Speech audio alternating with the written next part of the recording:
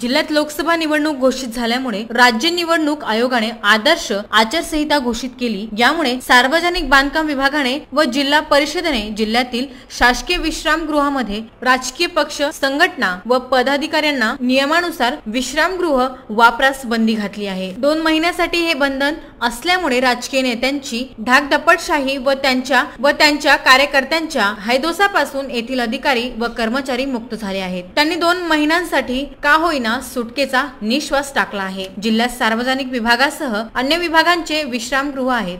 14 ही तालुक्याच्या ठिकाणी 13 विश्रामगृह आहेत। याशिवाय जिल्हा परिषदचे सर्किट हाऊस आहे। शासकीय विश्रामगृहामध्ये कमी पैशामध्ये राजकीय पक्ष, संघटनेच्या पदाधिकारी, लोकप्रतिनिधी, कार्यकर्त्यांचा वापर असतो। त्यामुळे विश्रामगृह राजकारणाचा अड्डाच बनला आहे। या विश्रामातील ओल्या पार्ट्या अनेक वेळा चर्चेचा विषयही नित्याचीच बाब आहे। सतत राजकीय पक्षांच्या, संघटनेचे पदाधिकारी व कार्यकर्त्यांमुळे गजबजून राहणारे विश्रामगृह आता स्मशान शांतता राहणार आहे। तसेच अधिकारी व कर्मचाऱ्यांना 2 महिन्याचा रेस्ट मिळणार एवढे मात्र खरे। Bureau report, VCN news, Amravati.